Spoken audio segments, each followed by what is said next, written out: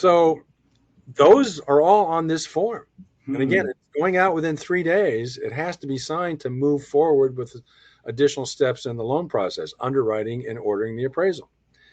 So the fundamental problem is usually when at that date of registration, and even within that first 24 to 48 hours, we often don't know who the escrow company is or who the title company is or what their fees are. Hmm. And yet, me as the originator have to send a file to the lender to be registered with all fees estimated, even though all of the fees I'm estimating are not mine.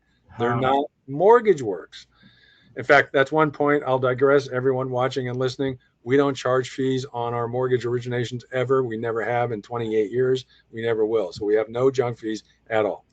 So with that in put in place there, so here's the problem. So how do you get around that from a regulatory standpoint? Because each fee, depending on what type of fee it is, there's a regulatory tolerance limit as to how far off you can be off.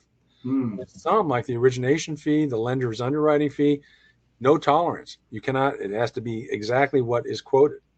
Now, with other fees, there can be a 10% tolerance, and with other fees, there's no tolerance because it's understood they can change, like your homeowner's insurance premium that we're estimating up front, and a few other things like that. So, um, what that means is the lender had these lenders. We all had to come up with a different way to solve the problem. Well, the way the lenders do this is, and I'll use one in particular. They call it their smart fees.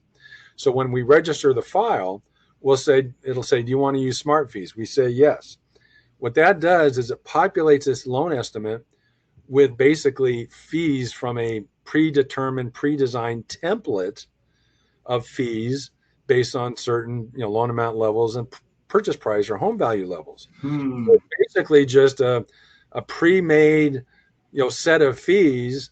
Again, this particular lender calls it smart fees, and they also just populate the LE with the name of an escrow and title company that 99% of the time is not the one that's going to be handling your transaction. That's important though, because by doing that, escrow and title fees are allowed to change based on shopping around. They're considered Oh. a fee that you can shop around for, even though almost no one ever does that. But because it's allowed to shop around, there is no fee tolerance as long as the actual provider is not the same company named in your LE.